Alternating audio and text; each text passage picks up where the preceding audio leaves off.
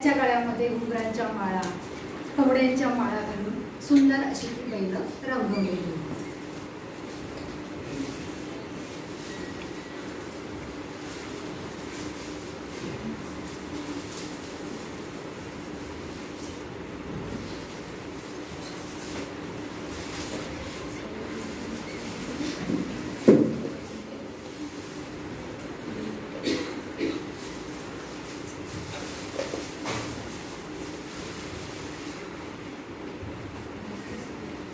सर्व शेतकऱ्यांनी अशा पद्धतीने बैलांना सजवलेले होते. बैलपोळ्याचा सण होता म्हणून बैलांसाठी पुरणपोळीचा नैवेद्य बनवलेला होता. संध्याकाळची वेळ झाली, बैलांची मिरवणूक काढण्यात आली.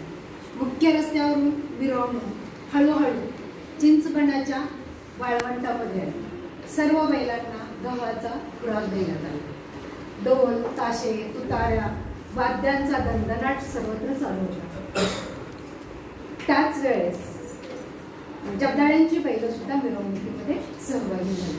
गावातल्या पोरांनी हातामध्ये वाकाचे आसूड घेतलेले होते आणि ते गोल गोल फिरवून त्याचा कडाड असा आवाज करत होते. आणि त्या कडाड आवाजामुळे नवकी बैल जी होती ती बुजायला लागली आणि त्यामुळे ती पळायला लागली. बैलांची शिंगी आपल्याला लागू नये म्हणून लोक रस्त्यातून बाजूला होऊ लागले. सर्वत्र एकच धावपळ सुरू झाली. त्याच वेळी कोणाचं तरी 4-5 वर्षाचं पोर रस्त्यामध्ये येऊन उभं राहिलं. या सगळ्या गोंधळात कोणाचंच कोणाकडे लक्ष नव्हतं. प्रत्येक जण स्वतःचा जीव वाचवण्यासाठी पळत होता. त्या पोराला घाबरल्यामुळे आणि त्याच्या रडण्याचा आवाज कोणापर्यंतच पोहोचत नव्हता. तो जास्तच रडत होता, पण आवाजामुळे गोंधळामुळे कोणीही त्याच्याकडे लक्ष देत नव्हतं. त्याच वेळी दुकानाच्या फळीवरती मुकुंद बसलेला होता. त्याचं लक्ष त्या पोराकडे गेलं. त्याने क्षणाचाही विलंब न करता दणकन फळीवरून उडी मारली आणि धावत जाऊन त्या मुलाला पोटाशी कवटाळलं आणि गुडघ्यावरती तो खाली वाकला. आणि त्याच वेळी एक बैल धावत तेथून पुढे पळत गेला. सर्व घाबरलेल्या गावकऱ्यांच्या जेव्हा ही गोष्ट लक्षात आली, सर्व गावकऱ्यांनी मुकुंदच्या धाडसाचं, शौर्याचं कौतुक केलं. मुकुंदने स्वतःचा जीव धोक्यामध्ये घालून संकटात असणाऱ्या त्या पोराचा जीव वाचवलेला होता. त्या पोराच्या आईवडिलांनी मुकुंदचं तोंड भरून कौतुक केलं. तर मुकुंदने संकटात त्या मुलाला वाचवलं, स्वतःचा जीव धोक्यात घालून वाचवलं. अशा पद्धतीने संकटात दुसऱ्यांना मदत केली पाहिजे. तर आज आपण अशाच पद्धतीने अपघातग्रस्त गाडीवानाला मदत करणारे तरुण, शिक्षक व विद्यार्थी यांच्याविषयीची माहिती कठीण समय येतात या पाठामध्ये लेखक मनोहर भोसले यांच्या पाठामध्ये आपण माहिती अभ्यासणार आहोत.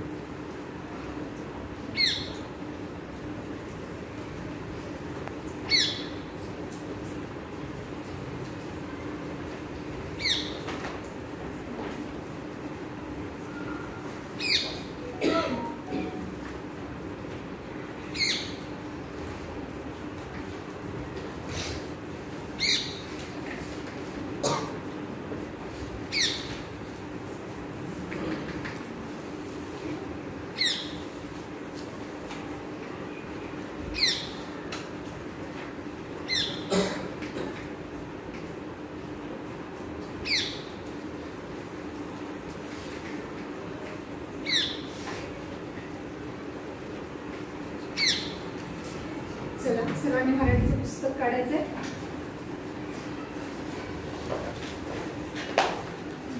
पाठ नंबर 32, पाठ नंबर 11. पाठाचं नाव आहे कठीण समय येतात. सर्वांनी पुस्तकात व्यवस्थित लक्ष द्यायचंय. मी जे वाचले त्या ओळीच्या खाली बोलून ठेवायचे. ठीक आहे. कृष्णाकाठी बसलेले राजापूर हे एक गाव. साखर कारखान्यामुळे या परिसरात मोठ्या प्रमाणात ऊस पिकवला जातो. ऊसाची वाहतूक बैलगाडीतून केली जाते.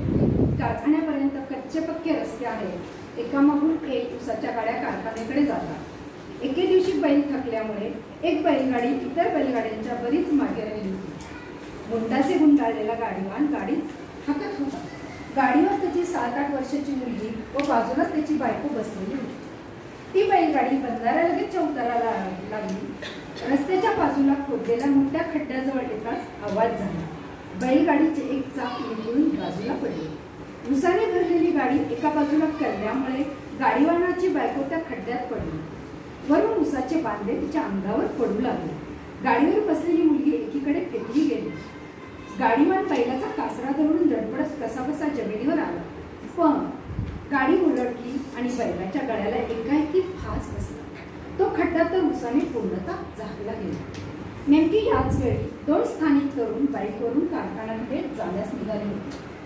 त्यांनी हा सारा प्रकार पाहिला आणि मोटरसायकल रस्त्याच्या कडेला लावून ते गाडीकडे धावले. पहिल्यांदा बैलांचा गळफास सोडून ते गाडीवानाकडे वळले. गाडीवान जखमी मुलाला उचलून घेऊन सपू सपू म्हणत गाडीमध्ये व्याकुळ होऊन फिरत राहिला. पण त्याच्या बायकोचा ठाव ठिकाणा लागत नव्हता. मोटरसायकलवरून आलेल्या एका तरुण मुलाने प्रसंगावधान साधून बाईकला किक मारली आणि शाळकरी मुलाचे पाडे ऐकू येत होते त्या दिशेला बाईक पळवली.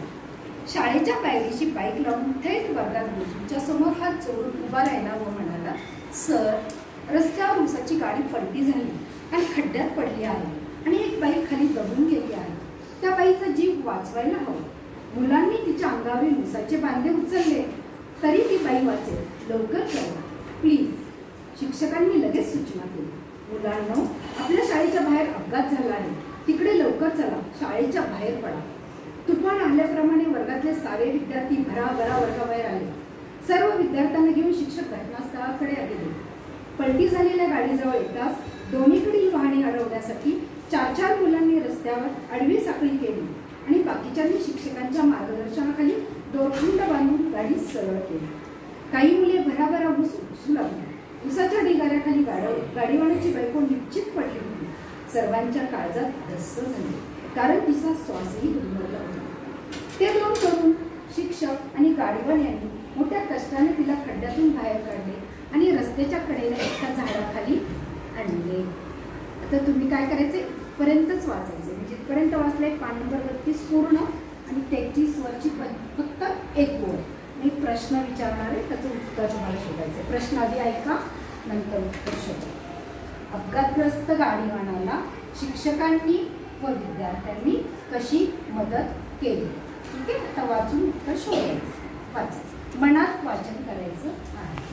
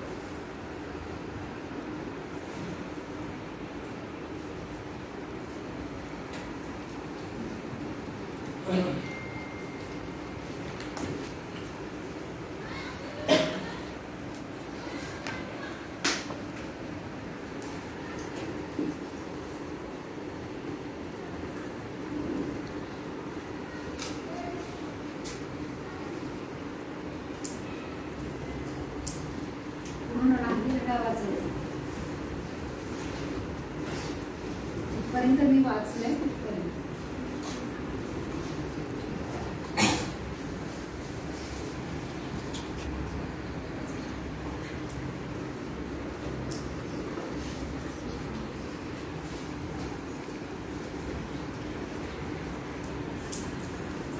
झाला वाचून इकडे जर आहे का? हां ठीक आहे.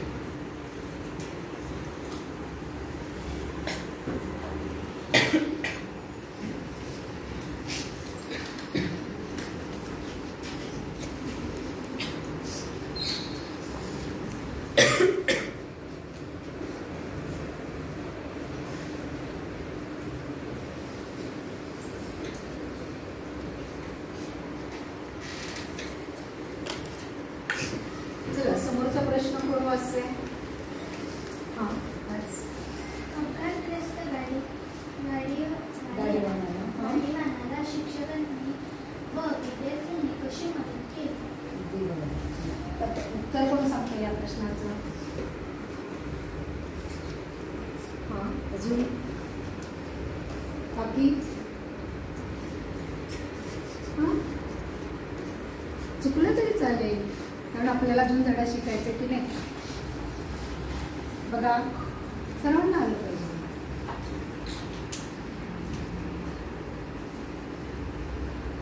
हां पलटी झालेल्या गाडीजवळ येताच दोन्हीकडील वाहने अडवण्यासाठी 4 मुलांनी रस्त्यावर अडवली सारखी केली आणि बाकीच्यांनी शिक्षकांच्या मार्गदर्शनाने दोरखंड बांधून गाडी सरळ केली. काही मुले बरोबर ऊस उपसू लागली. अगदी बरोबर. छान. चला अजून कोण सांगते? न पाहता सांगायचे. बघा जमते का?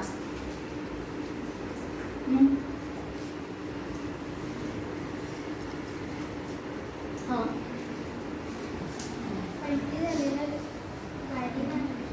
झालेली गाडी होती तर त्यांनी शिक्षकांना सांगितलं तर 4 मुलांनी रस्ता अडवला आणि बाकीच्या मुलांनी शिक्षकांच्या मार्गदर्शनातून एक दोरखंड बांधला आणि काही मुलं ऊस उपसू लागली. अगदी बरोबर. छान. तर या ठिकाणी गाडीवानाला शिक्षक आणि विद्यार्थ्यांनी कशी मदत केली याचं उत्तर यांनी सांगितलं. त्याच्यासाठी टाळ्या वाजवा सर्वांनी.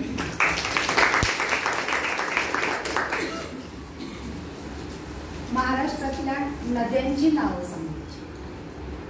तुम्हाला माहित असलेल्या महाराष्ट्रातल्या नद्यांची नावं सांगायची. हां बोल बोल तुम्हाला. हां बोल ना, मोठ्याने बोल. चुकलं तरी चालेल. बोल. हां अगदी बरोबर. छान. महाराष्ट्रातली हां हां महाराष्ट्रातील नद्या सांगायच्या. गंगा, यमुना, गोदावरी, नर्मदा, सिंधू, कावेरी, कृष्णा. गंगा नदी महाराष्ट्रात उगम पावते का? आपल्याला काय प्रश्न विचारलाय महाराष्ट्रात. बरं ठीक आहे, तुम्हाला माहीत असलेल्या नद्यांची फक्त तुम्ही नावं सांगता, काही हरकत नाही. ठीक आहे. हां अगदी बरोबर. आपल्या पुण्यातली मुळा म्हणतात. ठीक आहे.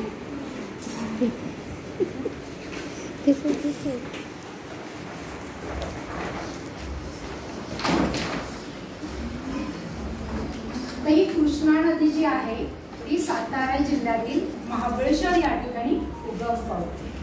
ठीक आहे.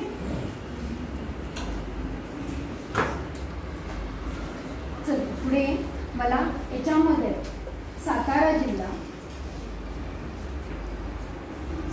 जिल्हा महाबळेश्वर हे ठिकाण आणि कृष्णा नदीचं उगमस्थान. कृष्णा नदी ही पूर्ववाहिनी नदी आहे.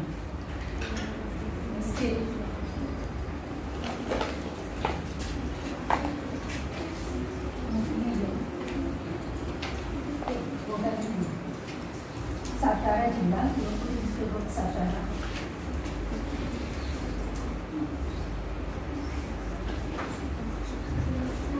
कोण दाखवत आहे? हां चल ये पुढे. इथेच का? इथेच. अगदी बरोबर. हां ठीक आहे ना. आता महाबळेश्वर कारण सातारा जिल्ह्यातील हां मग आता कृष्णा नदीच दाखवत होते. नाव वाचतं ते कृष्णा नदी. छान.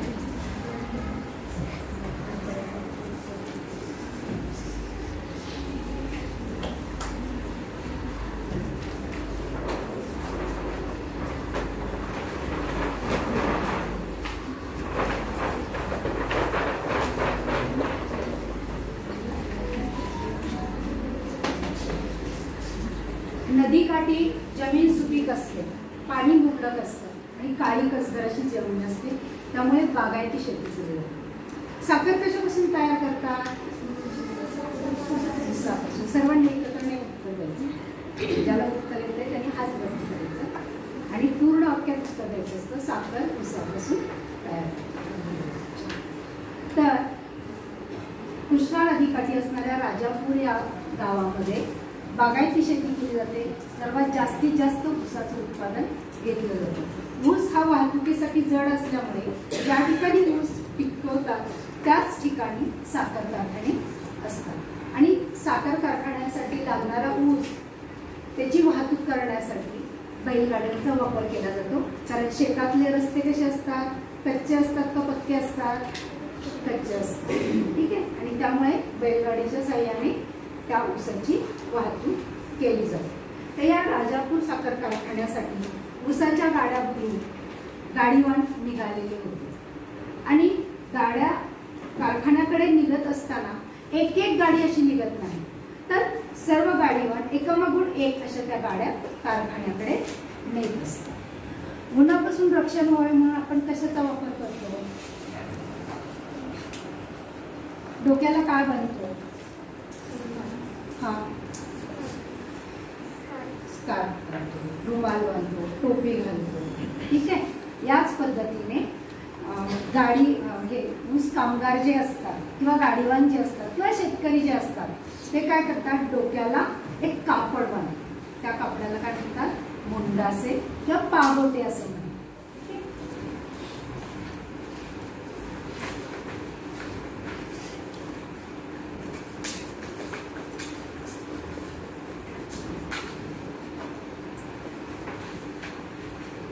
इकडे लक्ष द्या.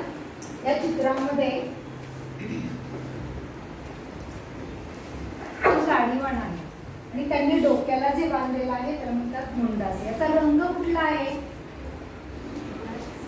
हा लाल. हे उन्हापासून रक्षण करण्यासाठी मोठं असं लांब कापड असतं आणि ते डोक्याभोवती गुंडाळतात, त्यामुळे उन्हापासून रक्षण होतं. ठीक आहे.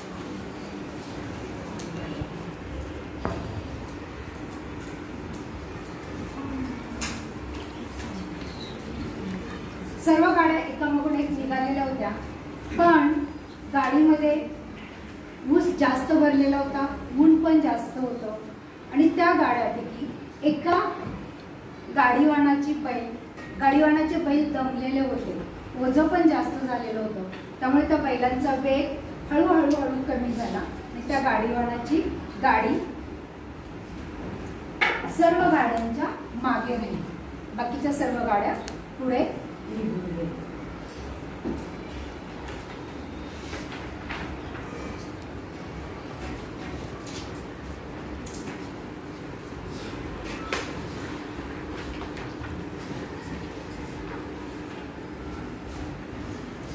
या चित्राचं निरीक्षण करायचंय. मला याच्यात प्रश्न विचारणार आहे. बघा तुम्हाला काय काय दिसतं याच्यामध्ये.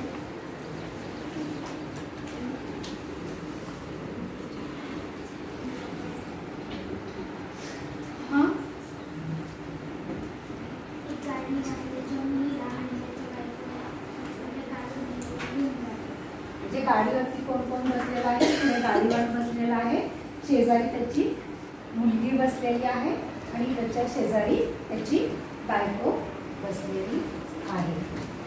या ठिकाणी गाडीवानाला ऊन लागत होतं म्हणून डोक्याला बांधलेलं होतं, हो की नाही? मग त्याच पद्धतीने बैलांना सुद्धा ऊन लागत होतं. बघा, उन्हाळ्याच्या सुट्ट्या तुम्हाला मे महिन्यात लागतात, पण त्याच्या आधी फेब्रुवारी मार्चपासूनच आपल्याला ऊन जाणवायला लागतं. आणि मार्चच्या दरम्यान तुमची परीक्षा असते, त्या दरम्यान तुम्ही तुमच्या शाळेच्या दप्तरमध्ये जर त्या शाळेच्या बॅगमध्ये जर जास्त ओझं असेल, ऊन असेल, तुम्ही निघालेला असेल, तर तुम्हाला ते ओझं घेतल्यावर दम लागतो का नाही? लागतो की नाही? ते ओझं घेऊन चालायला आपल्याला असह्य होतं. त्या पद्धतीने त्या बैलांना सुद्धा हे ओझं जास्त झालेलं होतं आणि ऊन पण होतं आणि त्यामुळे बैलांचा वेग कमी झालेला होता. ही बैलगाडी हळूहळू पुढं चाललेली होती आणि त्याच वेळेस बंधाऱ्याजवळ, बंधारा, कोण सांगते बरं बंधारा शब्दाचा अर्थ? माहिती आहे का तुम्हाला? सांगा बरं, बंधारा म्हणजे काय? गेले का तुम्हाला शब्द? नाही, तर ठीक आहे, मी सांगते. तर ज्या ठिकाणी पाणी अडवण्यासाठी बांध घातले जातात, पण ते मोठे मोठे असे बांध असतात, त्याला म्हणतात बंधारा. मग ते गाडी बंधाऱ्याजवळून चाललेली होती आणि थोडी पुढं गेली, बंधाऱ्याच्या जवळच एक खड्डा होता आणि त्या खड्ड्यामध्ये गाडीचं चाक गेलं आणि ते निखळून पडलं. निखळणे शब्दाचा अर्थ सांगा बरं, कोण सांगते?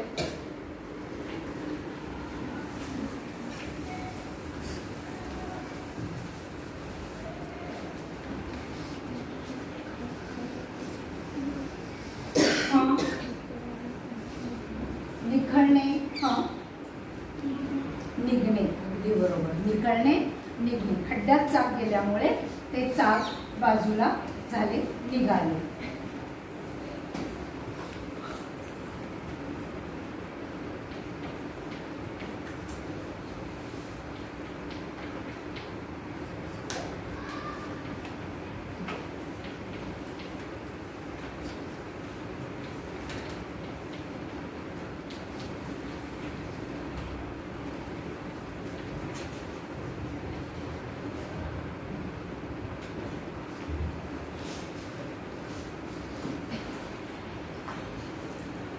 आणि ते चाक निघाल्यामुळे काय झालं? गाडी पलटी झाली. कारण गाडीचा बॅलन्स दोन्ही चाकावरती असतो. समतोल जी गाडी राहत असते ती दोन्ही चाकावरती राहत असते.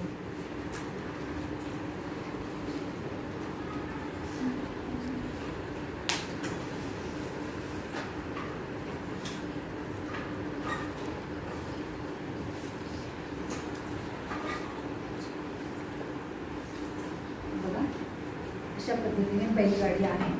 बैलगाडीच्या चाकाच्या इथे हे जे आर्य म्हणतात त्याला अशी लावलेली असते, त्यामुळे हे चाक व्यवस्थित राहत असतं. पण ही गाडी चाक खड्ड्यात गेल्यामुळे हे चाक निखळून पडले आणि निखळून पडल्यामुळे गाडीचा समतोल काय झाला? कल्ला गेली, गाडी कल्ली गेली आणि त्यामुळे गाडी पलटी झाली. मग पलटी झाल्यावर काय होऊ शकतं? गाडीत काय भरलेलं होतं? ऊस भरलेला होता, ऊसाचे बांधे भरलेले होते. बांधे शब्दाचा अर्थ सांगा बरं, कोण सांगते? बांधे म्हणजे काय?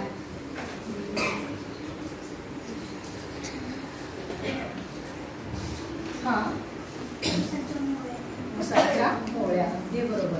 बघा, मेथीची एक काडी असते आणि त्या अनेक काड्या एकत्र बांधतात. मग मेथीची एकत्र काड्या बांधल्यानंतर आपण त्याला काय म्हणतो? मेथीची काय असते? एकत्र बांधलेली जुडी किंवा त्याचप्रमाणे एक एक ऊस असं एकत्र ऊस बांधतात, त्याला काय म्हणतात? मोळी किंवा बांधा असं म्हणतात. मग गाडी तिरकी झाल्यामुळे आणि खड्ड्यात ती गाडी तिरकी झाल्यामुळे हळूहळू ते ऊसाचे बांधे खाली पडू लागले.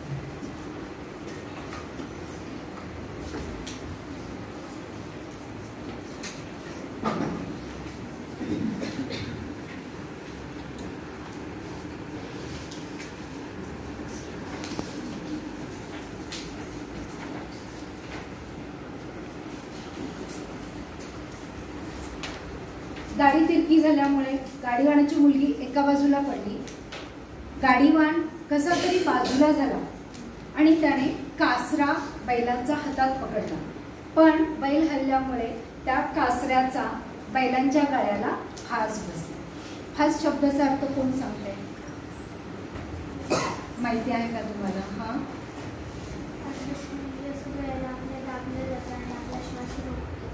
श्वास रोखतो. पण बैलांच्या गळ्याला कशामुळे फास बसला? तर त्या कासरामुळे. दोर बैलांच्या गळ्याभोवती आवळला गेला.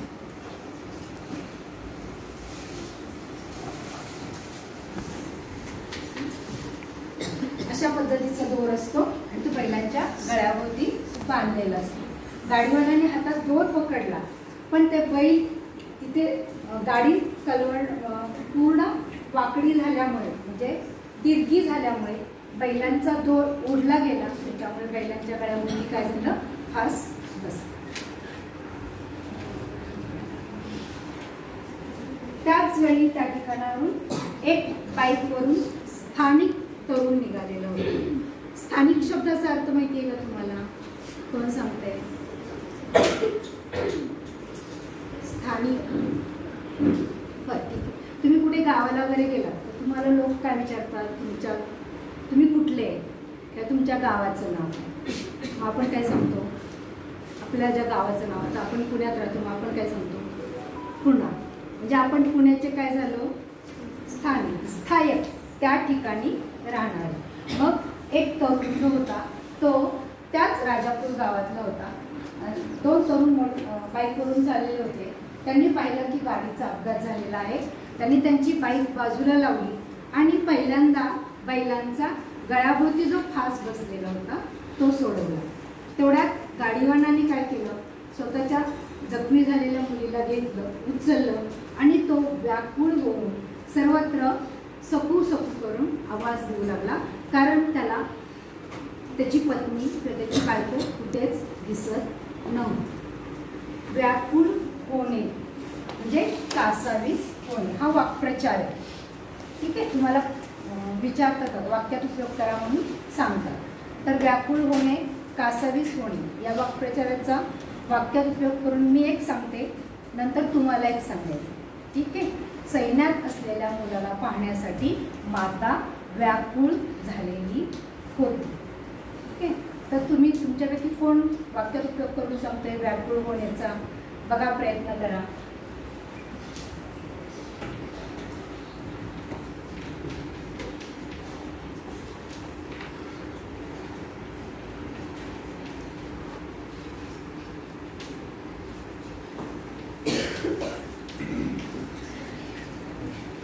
मी सांगितलं ना एक. हां,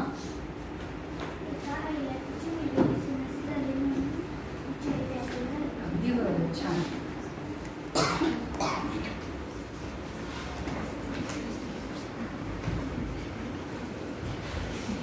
गाडीवान सकू सकू असा आवाज देऊ लागला.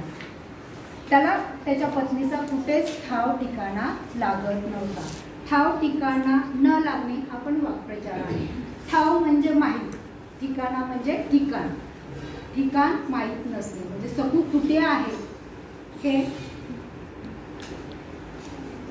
सकू कुठे आहे हे त्या गाडीवानाला माहीत नव्हतं. म्हणून तो आवाज देत सकू सकू करत आवाज देत होता.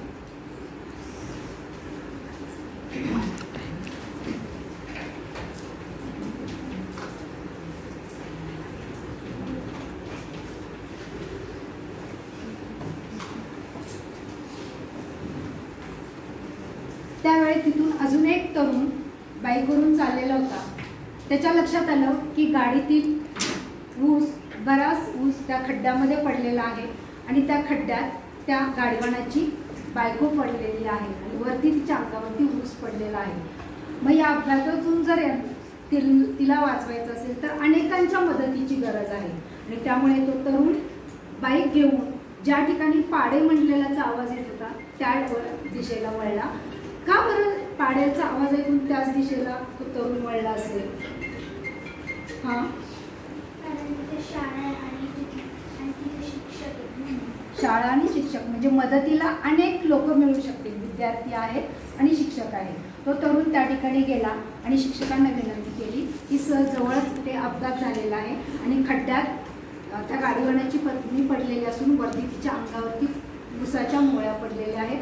लवकर जर मदत मिळाली, उसाच्या मोळ्या उचलल्या गेल्या तर त्या बाईचा प्राण वाचेल. शिक्षकांनी विद्यार्थ्यांना सूचना दिल्या. विद्यार्थी तुफान आल्यासारखे घटनास्थळाकडे गेले आणि विद्यार्थ्यांनी शिक्षकांच्या मार्गदर्शनाखाली एकमेकांचे हात एकत्र जोडून साखळी केली आणि तिकडून बाकीच्या येणाऱ्या गाड्या थांबवल्या. काही मुलांनी बराबर उसाच्या मोळ्या किंवा ते बांधे उचलले. तरुणांनी आणि शिक्षकांनी जाड दोरखंडाने गाडी सरळ केली. ज्यावेळेस सर्व मोळ्या उचलल्या गेल्या तेव्हा त्या खड्ड्यामध्ये गाडीवानाची पत्नी निश्चित पडलेली होती. निश्चित पडणे म्हणजे कोणत्याही प्रकारची हालचाल न होणे, हा पण वाक्प्रचार आहे. राजू तापाने फणफणल्याने निश्चित पडलेला होता. हे सर्व पाहून सर्वांच्या काळजात धस्स झाले. काळजात धस्स होणे, खूप घाबरणे, हा पण वाक्प्रचार आहे. नदीला आलेला पूर पाहून गावकऱ्यांच्या काळजात धस्स झाले. त्यानंतर सर्वांनी, शिक्षकांनी आणि तरुणांनी आणि गाडीवानाने त्या खड्ड्यात पडलेल्या गाडीवानाच्या पत्नीला उचलून झाडाखाली आणले. का बरं झाडाखाली नेलं असेल? कारण गाडीवानाच्या पत्नीचा श्वास गुदमरलेला होता. श्वास का गुदमरला गेला होता? अंगावरती खूप ओझं उसाचं ओझं होतं. त्यामुळे आजूबाजूचा ऑक्सिजन त्या बाईला मिळालेला नव्हता आणि तिला श्वास मिळावा म्हणून आपल्याला ऑक्सिजन कुठून मिळतो? झाडांपासून, हो की नाही? म्हणून त्या सर्वांनी त्या बाईला झाडाच्या तिथे नेले. ओके,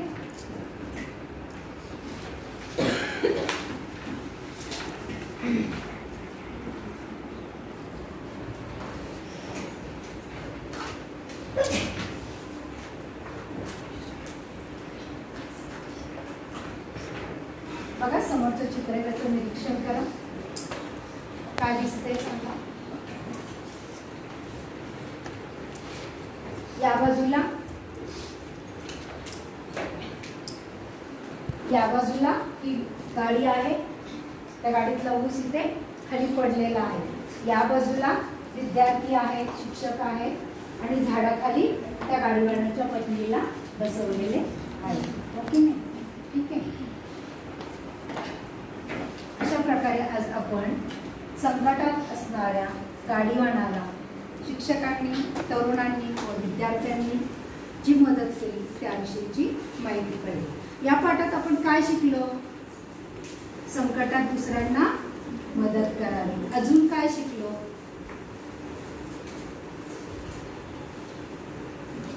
तो दुसरा जो बाईक स्वार होता, प्रसंगावधान राखून त्याने काय केलं? शिक्षक आणि विद्यार्थ्यांची मदत घेतली. म्हणजे जसा प्रसंग असेल त्या पद्धतीने आपण काय केली पाहिजे? कृती केली पाहिजे. ठीक आहे, समजलं? धडा समजला? पुस्तकं बंद करायची. मी तुम्हाला काही प्रश्न विचारणार.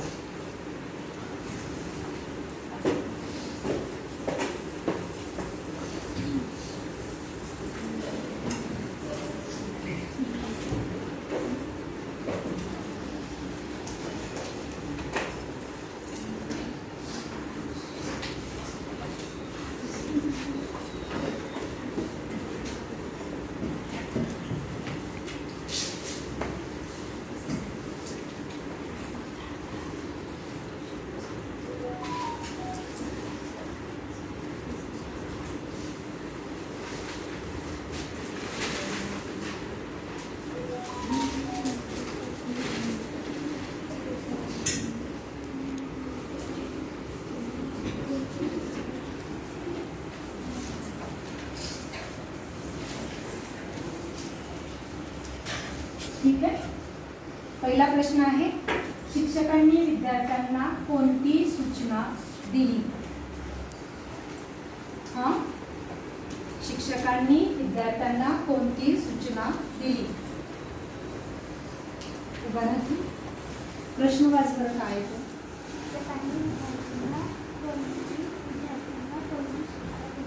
समजला प्रश्न? सांग बरं उत्तर.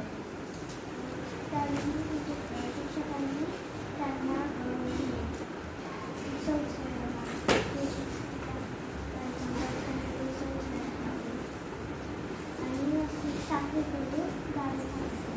प्रश्न काय आहे? कोणती सूचना दिली?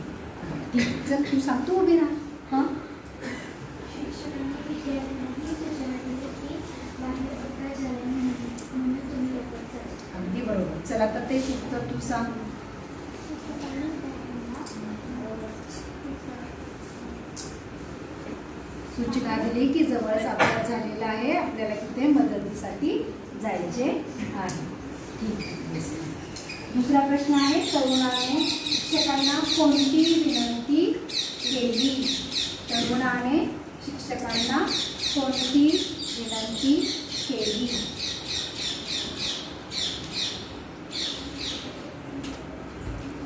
हां, बाकीचे बोला. हां, बोला. तरुणाने शिक्षकांना विनंती केली की बाहेर बैलगाडीचा अपघात झालेला आहे, त्याकरता मुलांना पाठवा प्लीज. त्यात वाहनाऱ्या माणसाची बायको खड्ड्यात पडली आहे, तिच्यावर उसकी मोडत पडली. अगदी बरोबर. छान उत्तर सांगितलं. टाळ्या वाजवा तिच्यासाठी. ठीक आहे. शेवटचा प्रश्न आहे, संकटात असणाऱ्यांना तुम्ही कशी मदत कराल? आता तुमच्यासाठी प्रश्न आहे. खूप मोठी नाही, पण छोटी छोटी तर तुम्ही मदत करू शकता की नाही? हां, सांगा बरं, कशी कराल मदत?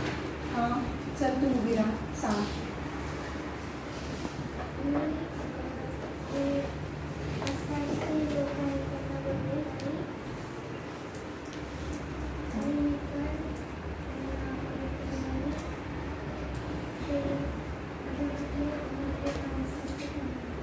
हां, तू सांग.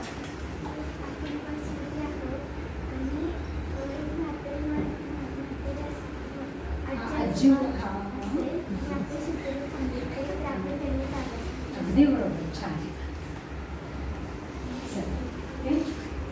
जरा वही काढायची आणि गृहपाठ लिहून घे.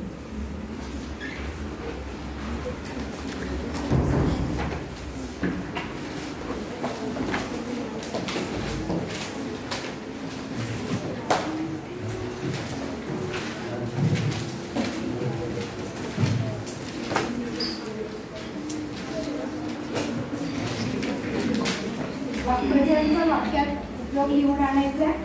व्याकुळ होणे, ठाव ठिकाणा नसणे, काळजात दस्य होणे. लिहून घ्या.